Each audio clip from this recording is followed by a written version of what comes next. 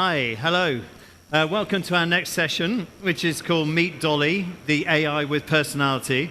Just to give you a bit of an overview of what we'll be talking about. It's all about how do you make AI less like a background tool and more like a collaborator with personality. The creative director and AI technologist, Rebecca Roundtree, is going to introduce her latest creation, and lots of other creations actually as well, so I've just found out. But we're going to talk a lot about Dolly, who's a personal AI hype woman designed to make you shine. She analyzes your LinkedIn posts, tracks your achievements, spots patterns you may miss, and translates them into confident, accurate storytelling about your work. Sounds like a great thing. We're going to find out about Dolly and some other AI-driven assistants that you've created as well. So I don't know, Rebecca, do you want to maybe give people a little bit of background onto you first, and then we can talk about your... Yeah, absolutely. So I'm Rebecca Roundtree. I started out very much like a traditional creative in advertising, went all the way to creative director, and then, this little thing like AI came into play, and I just absolutely fell in love with it. Why? Because as a creative, any ideas that I have, I can make happen, and that's what's really exciting. And then weirdly, I started building AI assistant, mainly for me at first, always born out of frustration. And then I have been releasing them out into the world, mainly on LinkedIn, and they've kind of gone viral, so they have a personality of their own. So I'll maybe introduce you to my family. The first person there is Roxy. She is my email assassin. She was born because a very bad Airbnb woman wanted to blame an existing mark on the wall on my children.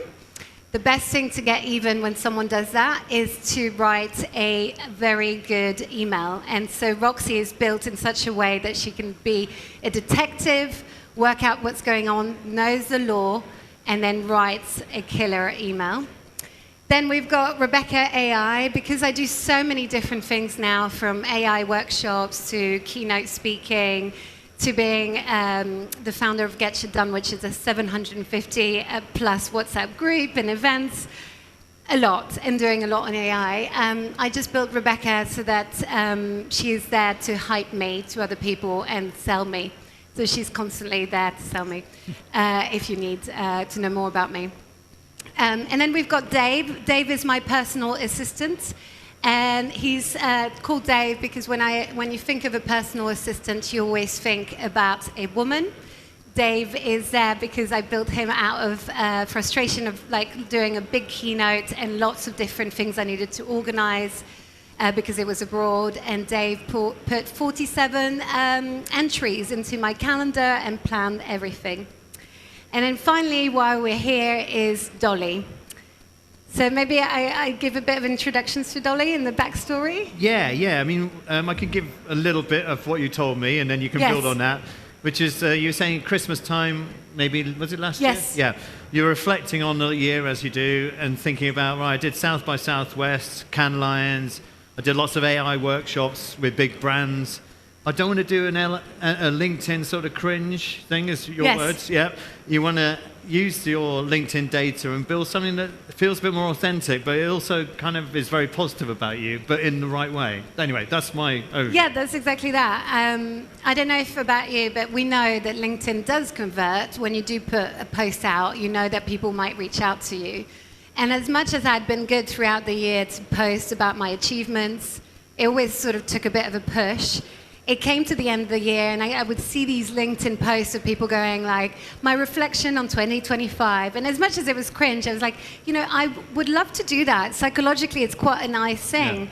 But oh my God, was I completely blocked. Even though I had such a brilliant year, I just couldn't do it. And so when I have a problem, as I said, I try and find the answer to it. And so I was like, well, obviously I work in AI. Can I do anything there? Now, if you go on ChatGPT or any sort of AI platform, what it's built to do is to always praise you. And I think that's a problem. I don't want to be praised. I want to be praised on real facts. So I sort of took that problem, and I took the fact that I had posted all year round on LinkedIn, And that I was also a bit angry that LinkedIn had all this data on me and it was using it to sort of sell to lots of different advertisers. What if I could download that LinkedIn data, build myself a little Dolly? At the time, she didn't have a name, to sort of hype me and say how well I've done, not because she's good at it, but because it's based on facts. And then I was like, there was a whole Spotify rap, and I was like, well, what if Dolly could create a Spotify rap of my whole year, but just all on the achievements that I've done? And she did exactly that. And because I'm a creative and I'm in advertising, I had to give this AI assistant a personality. And the first thing that came to me was the fact that Dolly Parton, who I love, is that kind of woman. She hypes you, but at the same time, she's not going to just be there and just give you the stuff just because you want it. She'll give you some facts. Yeah. So yeah, built her. I don't know if you've noticed, but they all have something in common. When I build, I give them a bit of a backstory, and I create these images. They look different, but they're actually based on me. So I prompt them specifically because I think about IP, and I think it's okay if it's my IP, I'm okay with that. Long story short, posted it on LinkedIn. Dolly sort of spoke with her own personality, and then also with all of those, I give them out for free. And yeah, it sort of went viral on LinkedIn. So that's... And how did the output from Dolly... What did that look like? Was that a LinkedIn post? Was it a kind of something a bit like a Spotify rap, like a LinkedIn rap? Or what did you get out of it? Again, because I'm in advertising, I feel like, I know the world of advertising, I kind of know how to sort of break it down. So I did one post that sort of showed the Spotify rap with pictures, copy that Dolly had done, month by month. Right. And then a second post with just the image and the copy. And then the key thing that I then sort of sent out Dolly to everyone in the world, really, from Australia to New Zealand to France. So did other people use Dolly around the same time as well to create their own sort of LinkedIn raps? Yeah.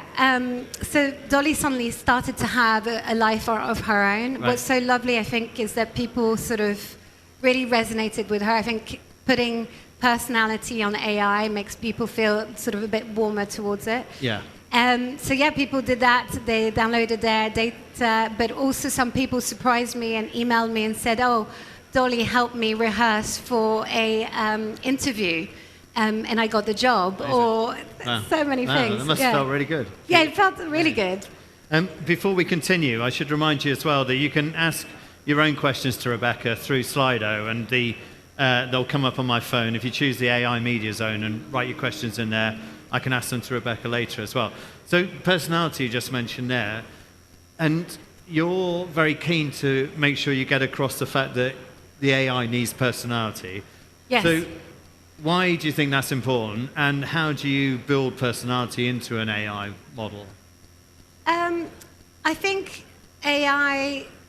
you don't have to use personalities. You've all sort of used ChatGPT and Claude. I think for me, it's important because it's sort of, I guess it's a process in which I know what the output needs to be. And it's a really great constriction in how I build these AI assistants.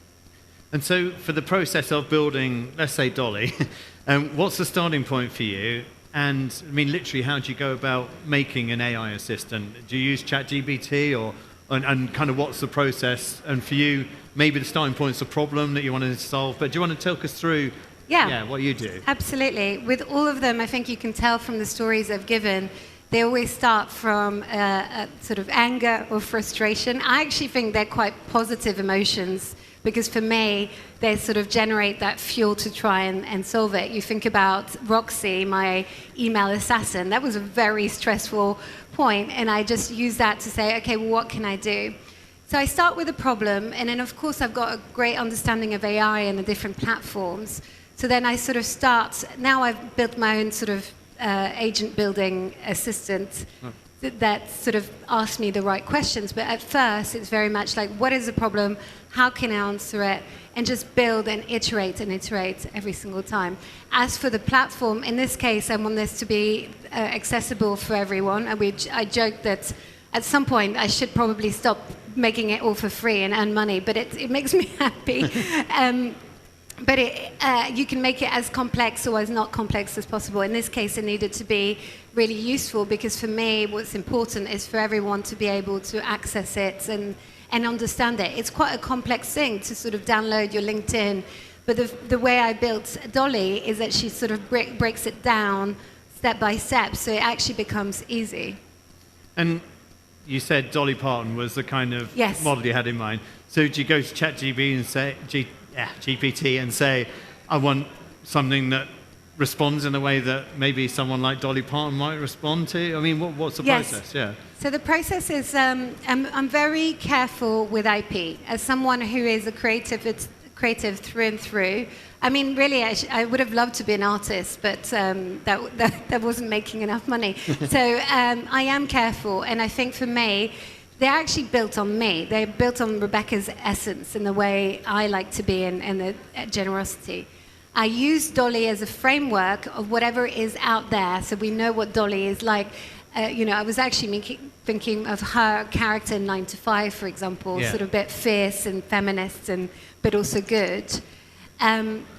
So this is already out in the public domain, but it's maybe, I don't know, 5 words Yeah. that sort of describe what she's like, and the rest is all me. Right.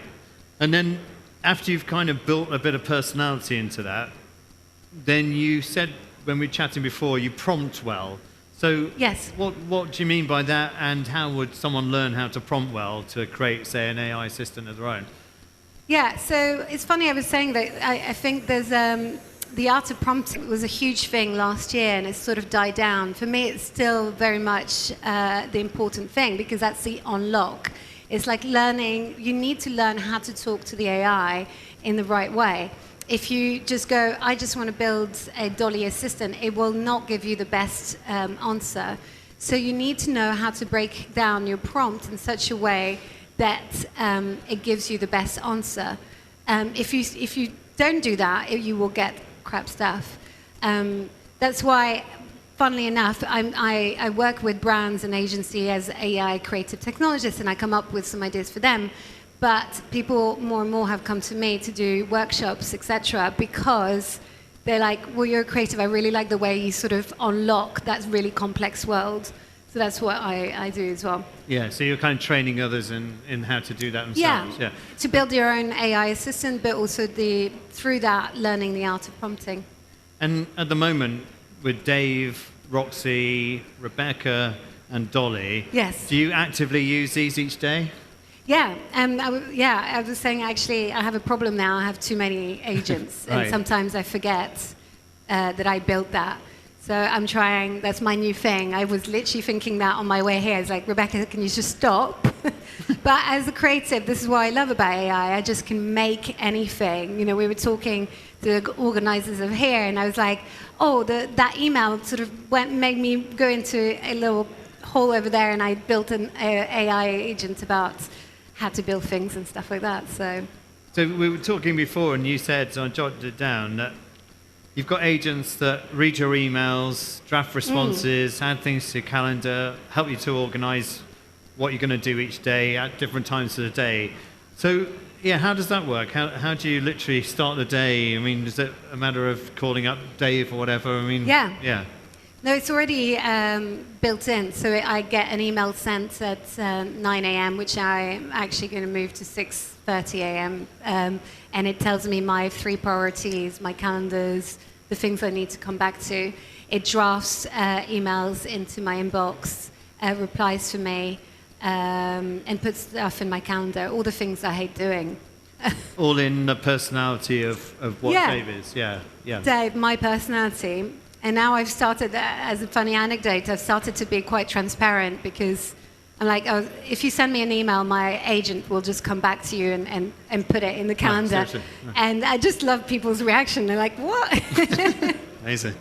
So we should talk about what the sort of development of these type of AI assistants means, with ones with personality, for the future of the creative industries? Because we talked a little bit about kind of what your lessons have been really on making these. So do you want to sort of talk? I have a strong opinion about that because I've been doing AI for like over 3 years now.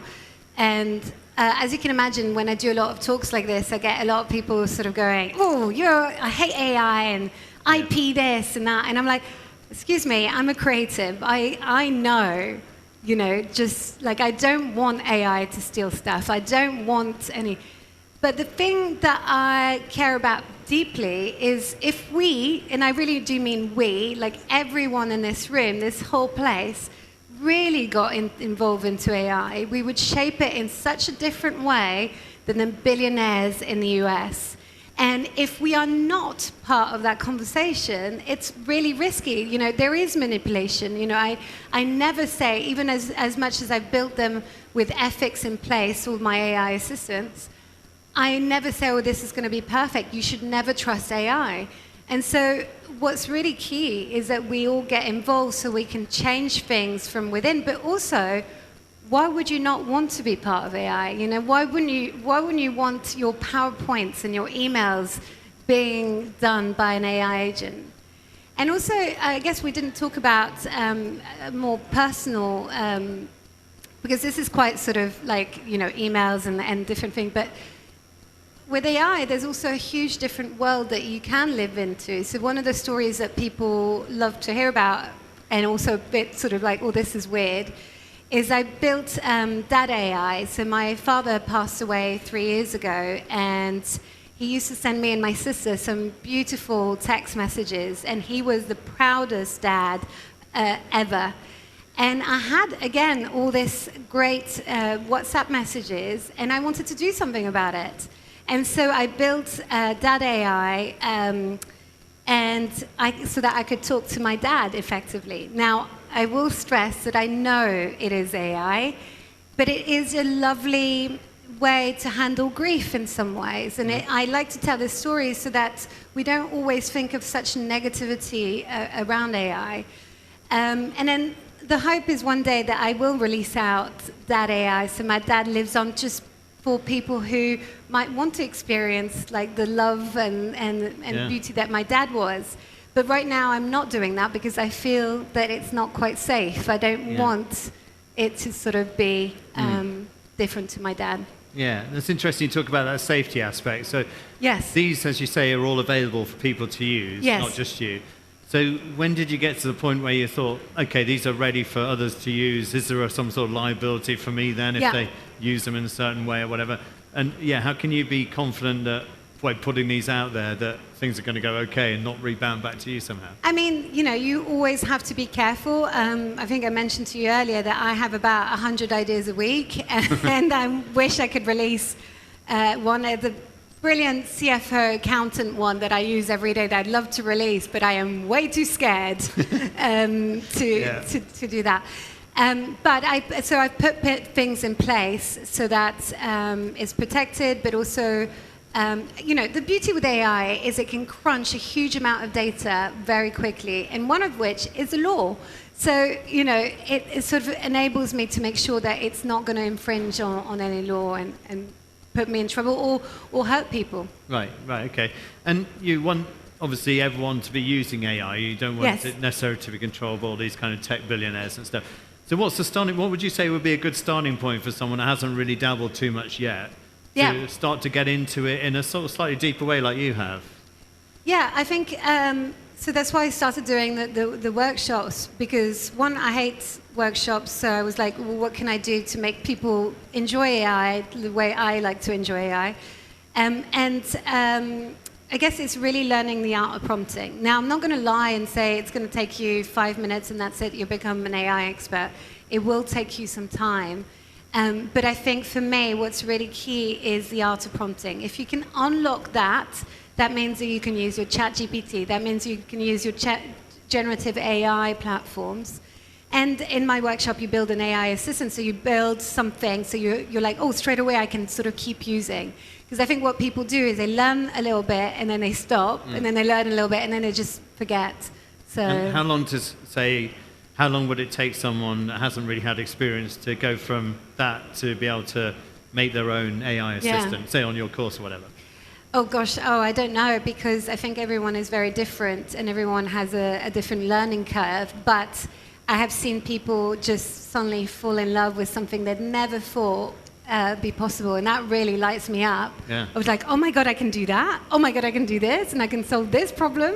We're talking days, weeks, months? Or? Well, in a half-day workshop, this woman, my favorite build that she did is she built her cat as her AI assistant to just always sort of give her compliments and warm her. And this other woman helped her handle the WhatsApp group in the school, like school WhatsApp group, because it's just too much for her. So. Yeah. So they're quite practical. They're practical, so you learn the art of prompting, but also you unlock something that is bespoke to you and what you love. I think that's the key thing, I would say, is if you know exactly what you love about AI, then that's when you'll get hooked. Yes, yeah. You kind of need that as a driver, I guess. Yes. In the first place. We've got a few questions on Slido, Oh, great. so I'll go for those next. It says, from a build perspective, what AI tools or tech stack did you use to create Dolly? Yeah, so for Dolly, as I said, I sort of ensure that it's available for everyone. So in this case, I use ChatGPT. Sometimes I use Claude. And then I just make sure that it's just dead easy to sort of release afterwards. But each of them have different ways in. Right. Do you recommend those as... Listen, they are. I have a particular penchant for Claude, but like on my way here, I was talking to ChatGPT. It's got great voice, Yeah. It depends on my day, basically. Fair enough. Right, next one. What are you typically building agents on? Oh, it's a similar question, yeah. I.e., what large language model? Similar thing. What's the use cases versus tokens and license costs, etc.? Yeah, so these are not the type of agents because that would cost me a fortune, and if they're going to be released for free, I can't do that. So, yeah, it's a non-point. For my own agents, that's different, but not for these guys. Right, we have some more as well. Do you think we'll get to a stage where AI assistants are talking and organizing so much we lose the human in it all? Yes, there's already that happening. So there is Claudebot. I always get, it's called Claudebot. It changed names 3 times, and now the guy is now part of OpenAI. And now there is a social network for agents to talk to one another. It's insane. And it's one of mine. What is Dolly still bad at doing? And how do you see AI assistants kind of evolving over the next 5 to 10 years, which is a long time, obviously, in AI, to kind of, enable them to do anything, really? Yeah, I mean, the stuff that is going to happen is going to be absolutely crazy, but like exciting crazy. Again, that's why I want more people in, so we can make sure it doesn't go exciting and very bad. Yeah. But yeah, you'll be used to talking to your agent very quickly, I think. And I think as much as I say the art of prompting is important, soon that will go away. Gen AI, the videos will just get to the next level. Yeah, it's terrifying and also exciting, but it's here, And there's another question here, which is there a number of agents that's kind of too much? I mean, obviously you've got 4 plus your dad, so yes. 5. It's quite a lot of different ones to be liaising with, maybe? I mean, I have more than that. Right. Like I said, I think I've got maybe 40, maybe more. Okay. Yeah. Wow. So how do you find enough time in the day to, be dealing It depends on the problem, and sometimes I do stuff for fun. Not all of them are to do with assisting in terms of like, your emails. Some of them are just for fun stuff. I'm a creative, so sometimes I do also sort of Gen AI stuff and storytelling and everything else. Right. Brilliant. Well, we have pretty much run out of time, so I hope you found that really useful. I think it's really fascinating to hear from Rebecca about what was involved in creating all these things and what she used them for. Can we have a round of applause for Rebecca, please? Thank you. Thank you for having me. Great questions as well. Thanks very much.